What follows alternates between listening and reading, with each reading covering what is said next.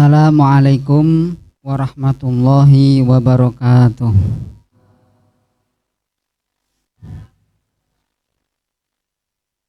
Alhamdulillahi rabbil alamin, wassalatu wassalamu ala asyrafil anbiya'i wal mursalin Sayyidina wa maulana Muhammadin wa ala alihi wa ashabihi ajma'in, amma ba'd.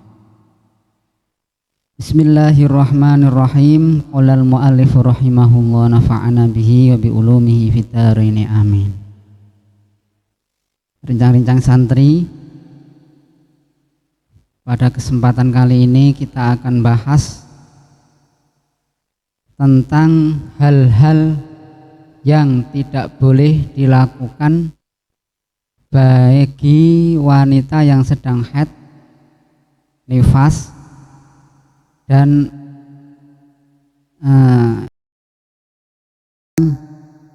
hadas besar. Karena hadas besar itu tidak harus haid atau nifas.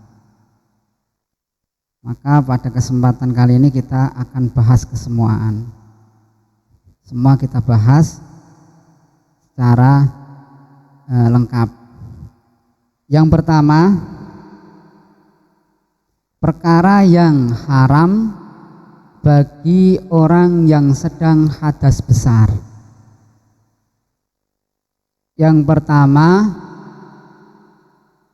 adalah sholat. Orang yang sedang hadas besar sebelum mandi, maka dia tidak diperbolehkan melakukan sholat. Maka mandi besar dulu baru boleh melakukan sholat. Yang kedua, tidak boleh melakukan sujud syukur dan sujud tilawah. Sujud syukur itu sujud yang dilakukan ketika seseorang mendapatkan nikmat atau terhindar dari musibah. Maka diungkapkan dengan syukur dengan bentuk sujud, namanya sujud syukur. Sementara sujud tilawah itu dilakukan ketika membaca atau mendengarkan surat sajdah, surat as-sajdah. Itu kan disunahkan melakukan sujud, namanya sujud tilawah. Bagi seseorang yang sedang junub atau sedang hadas besar, dia tidak diperbolehkan melakukan sujud-sujud tersebut. Yang ketiga, tawaf. Tidak boleh melakukan tawaf, karena tawaf itu sama dengan sholat. Harus dilakukan dengan keadaan suci, baik dari hadas maupun dari najis. Yang keempat, tidak boleh membaca Al-Quran dengan niat membaca Al-Quran, sehingga ketika diniati zikir atau tabaruk, ini menurut pendapat yang kuat di kalangan Imam Syafi'i itu diperbolehkan. Contohnya gini, contoh seperti kamu mau makan, itu kan membaca bismillah. Bismillah itu termasuk ayat dari Al-Quran. Karena tidak ada niat membaca Al-Quran, maka diperbolehkan, itu niat zikir. Atau membaca ayat-ayat yang lainnya yang biasanya sudah berlaku di masyarakat sebagai ungkapan zikir, itu ketika dibaca meskipun itu ayat Al-Quran, kalau diniati zikir itu tidak apa-apa. Yang kelima, memegang mushaf. Memegang mushaf. Apa mushaf itu? Al-Quran itu tidak boleh dipegang. Juga membawa. Megang saja tidak boleh, apalagi membawa. Haram, tidak boleh. Namun ketika dibawa dengan perkakas lain, ini tidak apa-apa, boleh, asal tidak diniati membawa Al-Quran. Itu. Yang ketujuh, diam di dalam masjid. Orang yang sedang junub, orang yang sedang hadas besar tidak boleh diam di dalam masjid. Termasuk hukum diam adalah tarodud. Apa tarodud?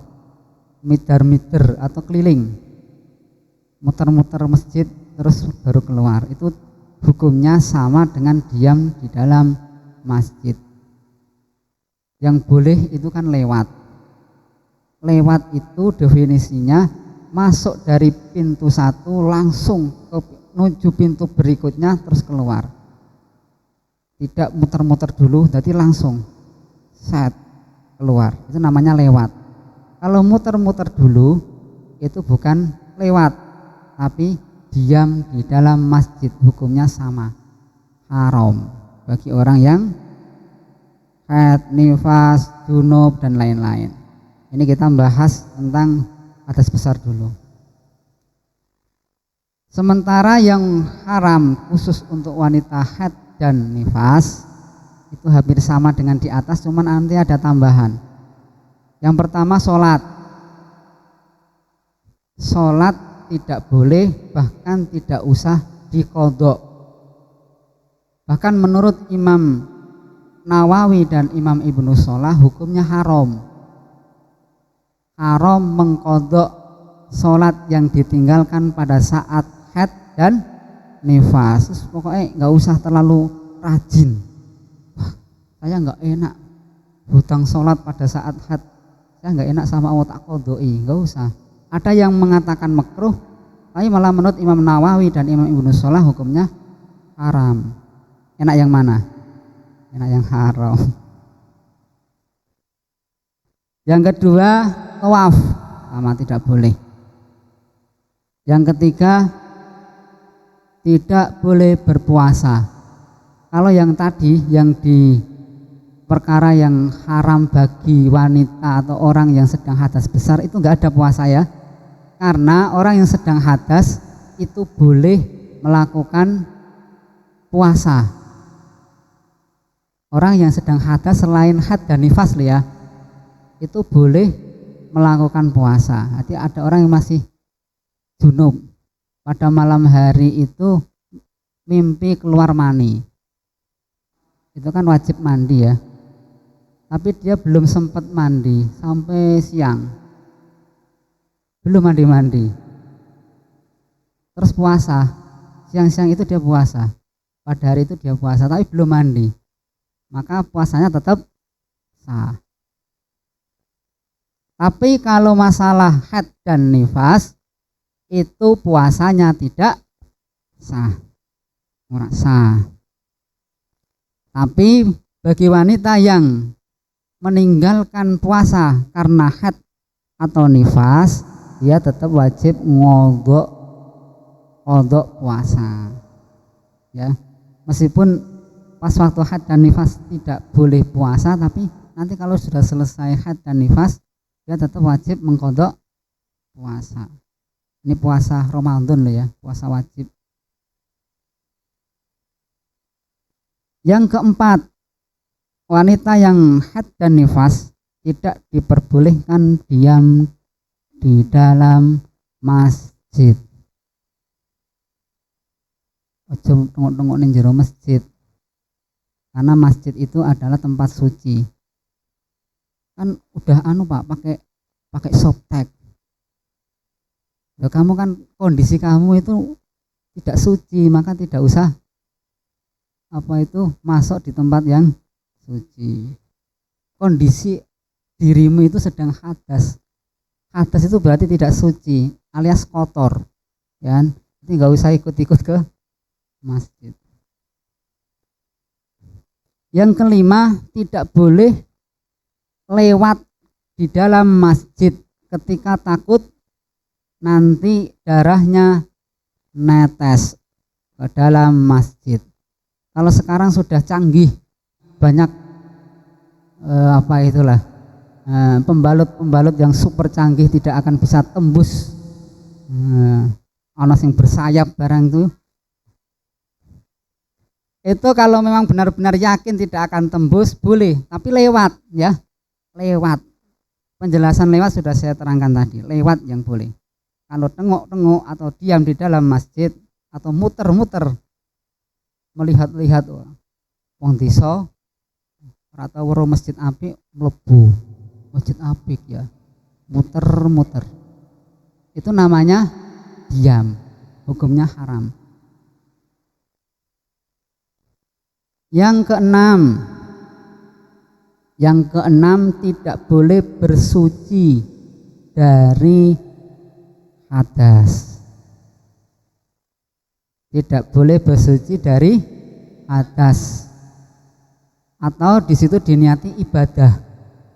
Itu tidak boleh. Termasuk wudhu. Bahkan di kitab Syarah Muslim itu tidak disunahkan bahasanya. Tidak disunahkan.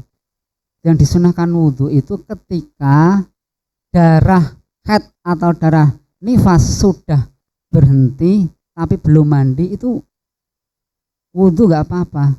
Tapi kalau masih keluar, ya percuma kan, sini masih keluar kok wudhu, ya sama dengan kamu pipis ngatir-tir. Wudhu itu mempermainkan ibadah, talaub namanya. Mempermainkan ibadah hukumnya haram. Jelas ora sah kok, dadak ibadah ora sah kok dilakoni, haram. Maka tidak usah. Kan pengen raup nggak apa-apa, raup atau wudhu tapi niat tabarrut, niat untuk mengademkan suasana, boleh biar suasananya adem, wudhu. Mungkin kamu sedang emosi mungkin. Datang bulan biasanya kan kadang wanita itu kalau datang bulan datang juga emosi. Daripada situasi memanas, mau saya ademkan dengan wudhu. Silahkan, tapi jangan diniati menghilangkan hadas atau ibadah wudhu. Tidak boleh, haram nanti.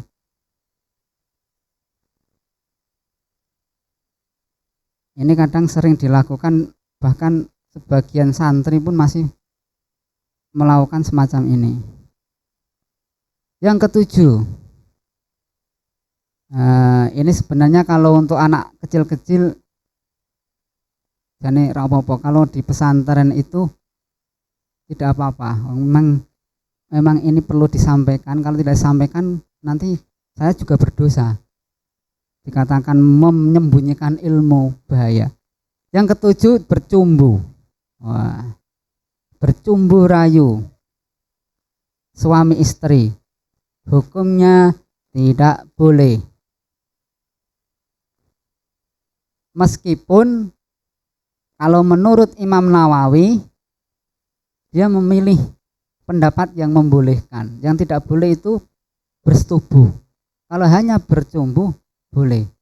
Tapi menurut ulama-ulama lain tidak boleh.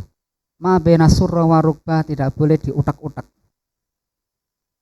Antara pusar dan lutut tidak boleh diapa-apakan. Selain itu monggo jare.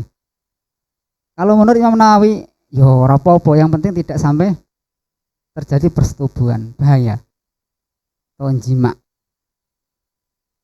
Yang nomor 8, yang tidak boleh bagi wanita haid dan nifas, tidak boleh jima bahasa Arab.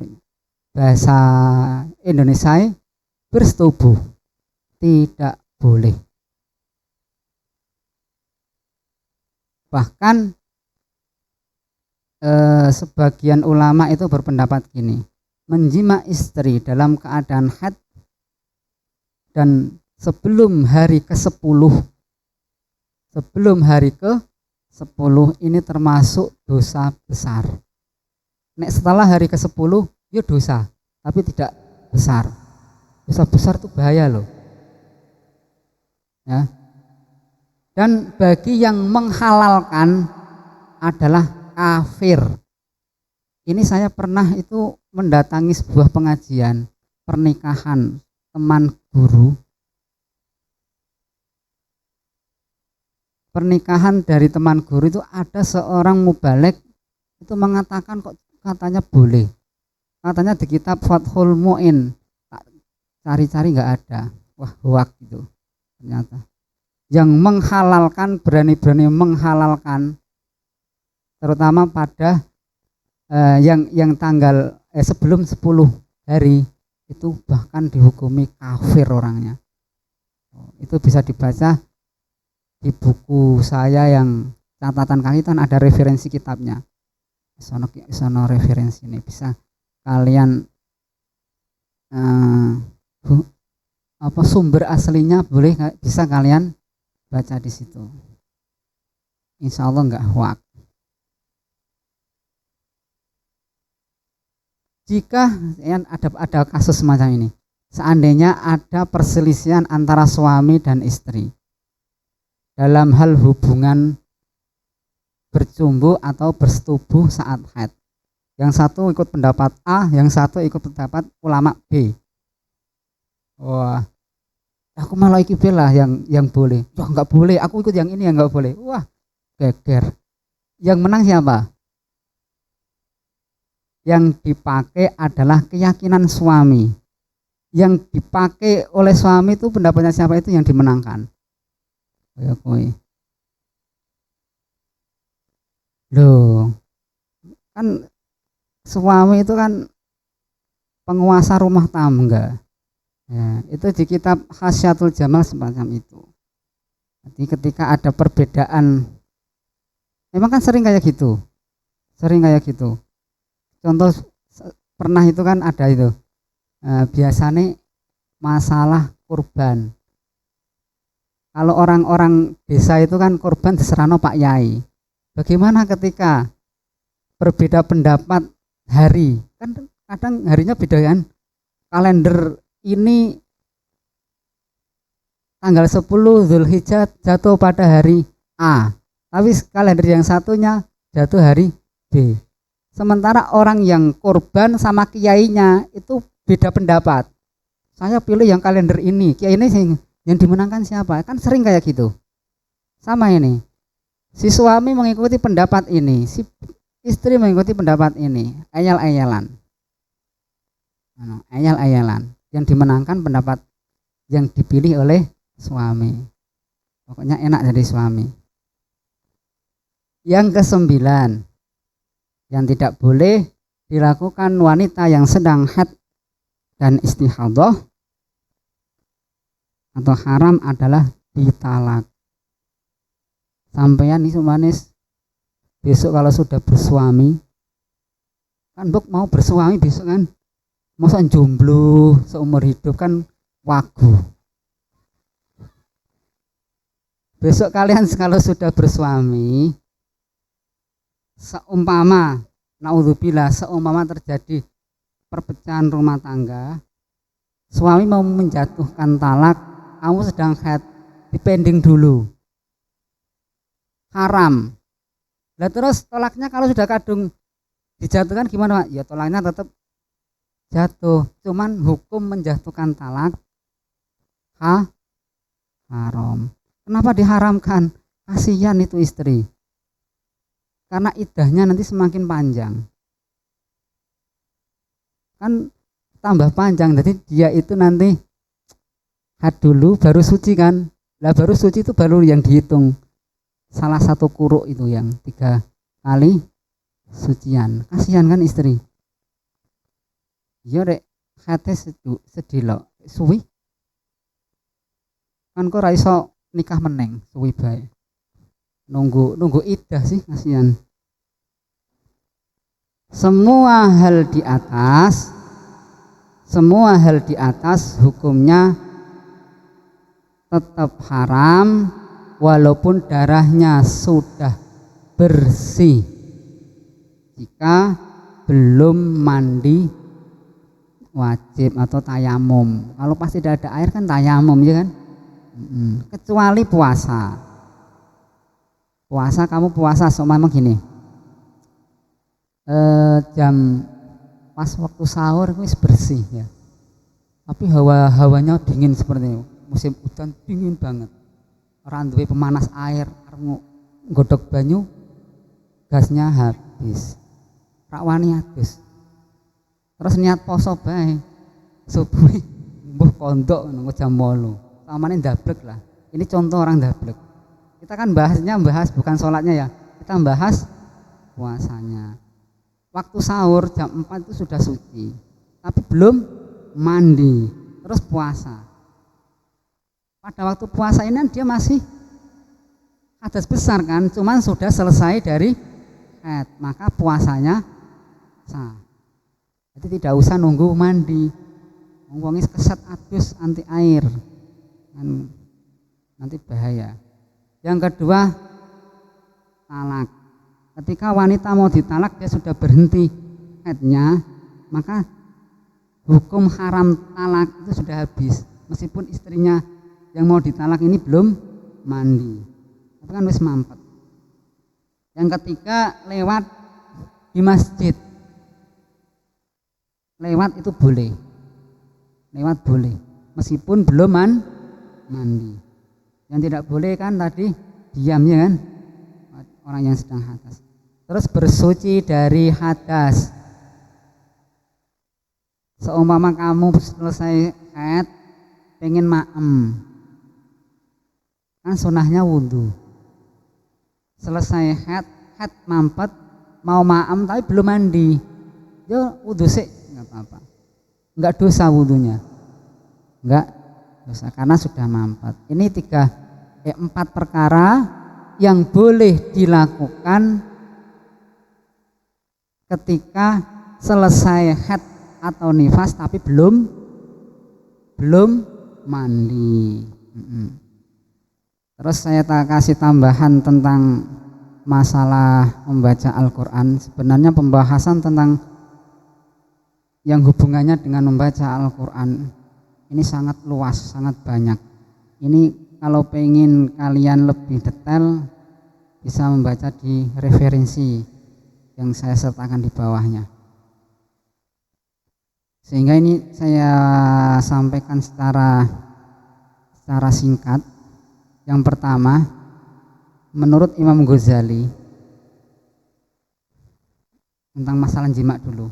Menurut Imam Ghazali, ketika ada orang bersetubuh pada saat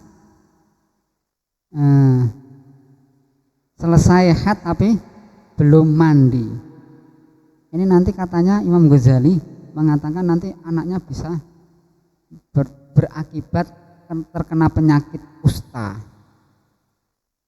Pokoknya penyakit biyen medeni wong penyakit. Ya. Rampung haid urung atus kok wis bersetubuh. Wah, ini nanti anaknya akan terkena penyakit kusta menurut Imam Ghazali. Tapi jangan kamu balik terus ketika kamu dapat menemukan seorang teman penyakit kusta langsung berpikir, wah itu pasti dulunya pas buat anak orang tuanya belum mandi. Kamu jangan seudon, itu malah dosa. Jangan dibalik-balik hukum itu. Selanjutnya, hukum Al-Quran dan tafsir bagi wanita haid dan nifas. Tadi kan sudah saya terangkan wanita haid, nifas dan hadas besar, pokoknya secara umum hadas besar tidak boleh membaca Al-Quran kecuali pertama, tidak diniati membaca Al-Quran seperti niat zikir, doa, mencari barokah,